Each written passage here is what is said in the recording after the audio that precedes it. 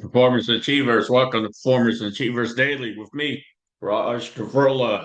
In today's episode, we'll talk about your sleep, the importance of sleep. And I'm currently reading Dr. James Moss's book, Power Sleep. So, sleep is essential. It really is. And like most things, there's ways that you are able to, or we are able to make progression, sometimes a lot of progression in sleep. And so the objective is, the objective would be to be able to sleep throughout the night, for you to receive anywhere from, I would say, 8 to 10 hours of sleep, depending upon some factors, and consistently sleep through the night.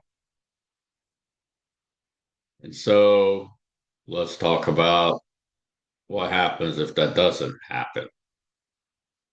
What can you do about it? What approach can you take? What sleep skill can you use? Well, one of the things that you can do, first of all, is let's take a look at, are you drinking fluids before going to bed, and therefore it's causing you to wake up in the night?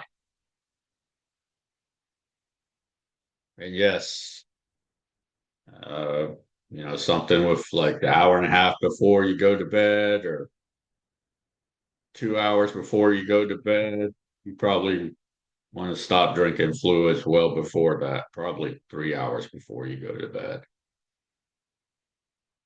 And if you do wake up in the middle of the night, what do you do? Well, key here is to keep in mind to get up, go to the bathroom, just do something to that effect. And And of course, if you need to go to the bathroom because you need to use the restroom because you drank too many fluids before going to bed, then obviously you can go to the restroom. Additionally, you should have a sleep routine. Your PM routine should flow right into your sleep routine. One of the things that I do is I wear these blue light blocker glasses. And that's something that I'm getting used to. I'm being pretty consistent with it. I'm not really sure, is it having any effect on my sleep? Is it making it more efficient, effective? Haven't really quite been able to pinpoint that or have some kind of experience with that. However, or experience that. However, I am using those. The other item is I'm sure to use my room as a place where the environment in there, it's not messy, it's clean, it's organized, it's structured. So that's important because if you have a room in your bedroom and you have clothes on the floor, you have just things laying down or on your desk dresser drawer because you just come in and sort of lay them there and go about your day, it's going to clutter your room. And that clutter, it affects you in it affects your sleep in a detrimental way. So you want to keep everything organized. Make sure that the floor doesn't have clothes or anything on it, and the desk drawer, your drawers or top of it is clean, organized. So that's important also. And also, it's just an example of what you should be doing anyway when you're doing your other walks of life, whatever your profession is, or if you're in school or playing sports, right? Is that, well, if you were to have come into the home, into your bedroom, let's say your closet's in your bedroom, instead of throwing the clothes on the floor, what's keeping you from hanging them up or putting them in the washer? With friends, when we were in college, we could go out anywhere. It didn't matter where or do something. Okay, let's say we went camping or we went and did something. Well, when he got done with whatever it is that he was doing, he wouldn't wait for the next day, regardless of the time or what day of the week it was. He wouldn't wait for the next day to put all his things away. So just like he prepared and packed everything to go on this trip or to do some event, whenever it ended, he came back home and then he would unpack everything and put everything away. And so keep that in mind as you go about your day. Are you doing this? And you'll see this show up in little ways, you know. For example, sort of so that this stands out, do you properly shut down your computer? Or you just push the off button and you're gone?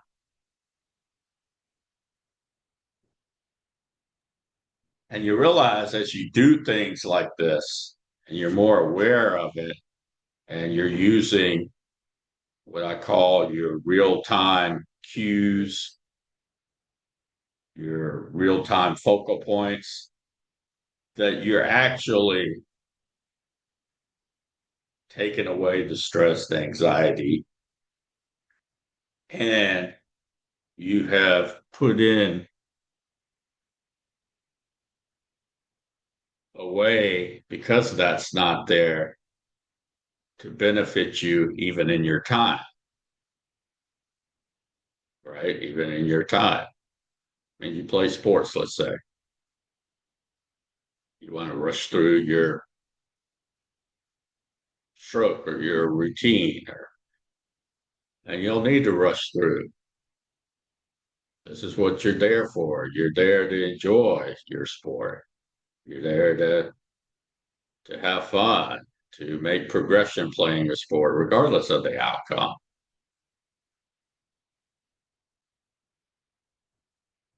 So that's one thing to keep in mind. The other item, and this happened to me recently, is I enjoy drinking a new drink I found. It was a can of coconut water and pineapple, and it tasted pretty good. So for some reason, though,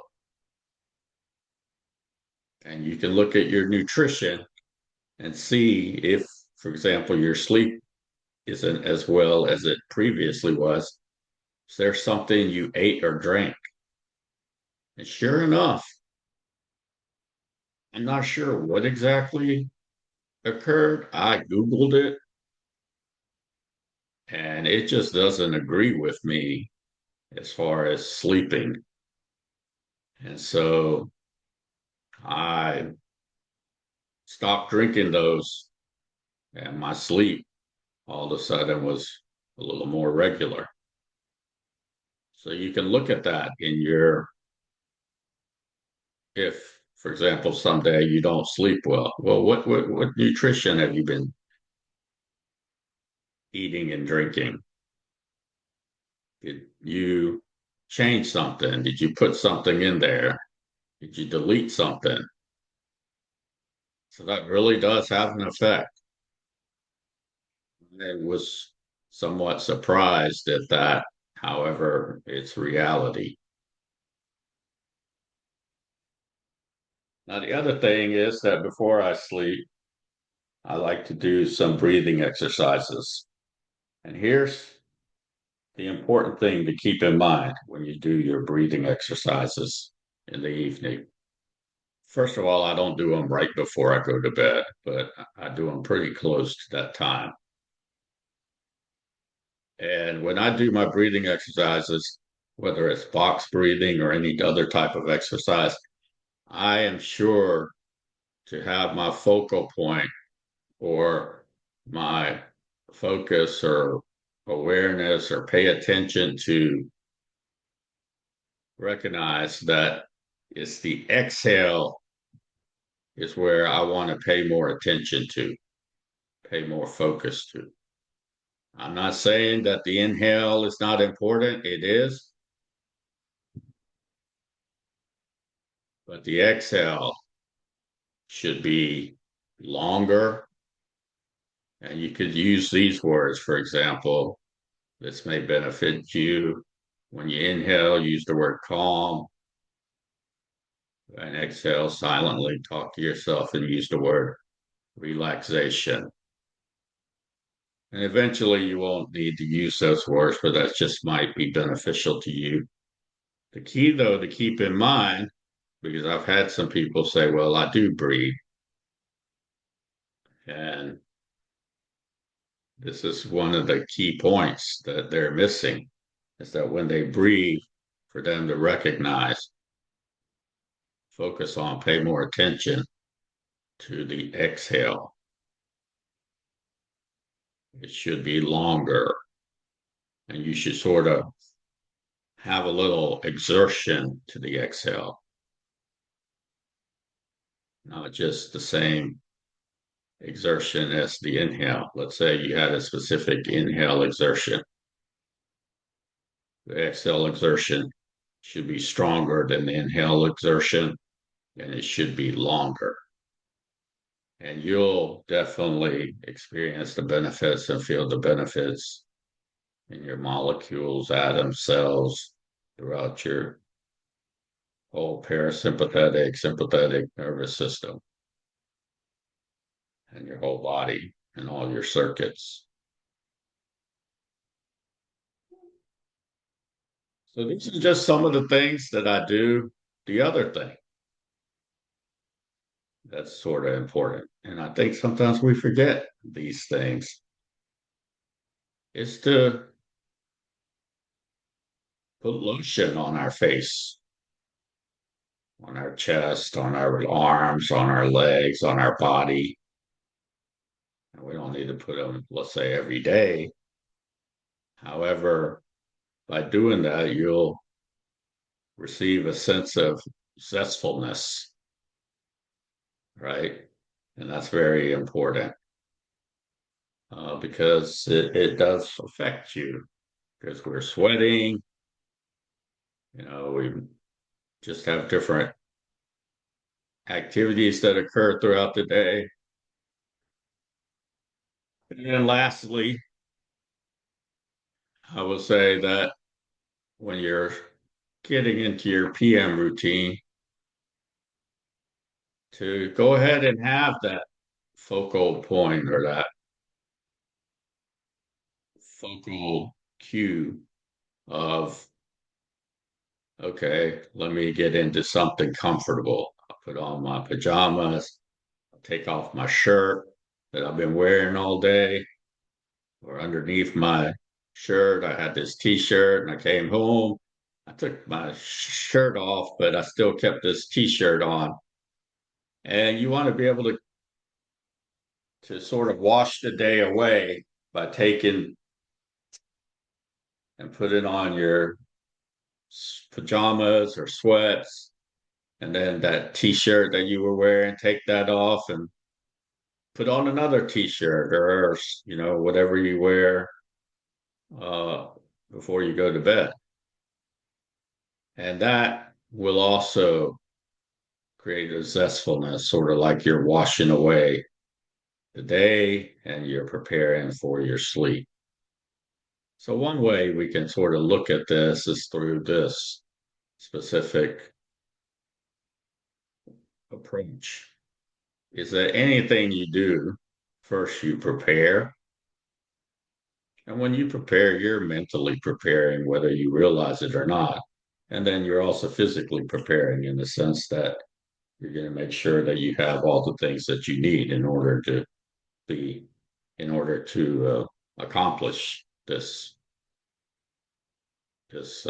task or specific objective that you're pursuing. And so you're going to prepare, and then after you prepare, you're going to then do your routine as you're about to go into whatever it is you're doing, and then you experience the benefits of it,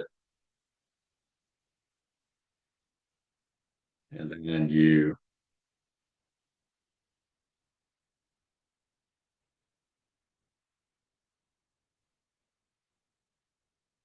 recover. So in the morning, you wake up, you recover. Maybe in the morning, the way you recover is you just get up, and everyone has their own routine, but whatever it may be, maybe you do some stretches in the morning before you get up while you're in bed. Some days maybe not. There's other things that you can do. Maybe you say to yourself, "Oh, I love the morning," or "I like the morning," or anything else to that effect. I'm looking forward to my day. Just something positive. And then, so that would be positive self-talk, and that would become a positive habit. And then and whether you know it or not, you're already doing this, but you reflect on your sleep that night.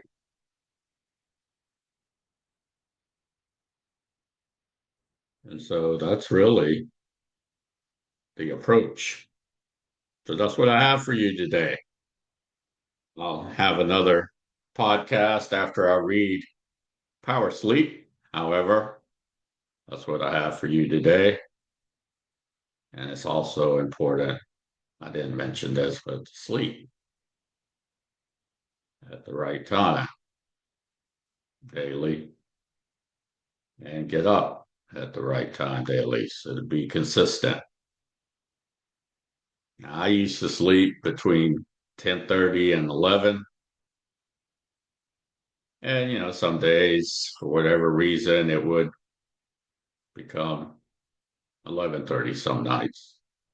Well, I found just trying to optimize my sleep, trying to make it to where I have more energy, more endurance, stamina, just looking forward to the day more, is I go to bed at 10 p.m. and then wake up at the same time the next morning. And so this is something that I do. And it's not always possible to do that because I have different places that I'm going to. Maybe I'm traveling. Maybe the day of work starts at a different time on specific days. So that's something. And then I also like to do some activity like read, like just a chapter, no more than a chapter in the evening. And if I don't read, maybe watch mindless TV,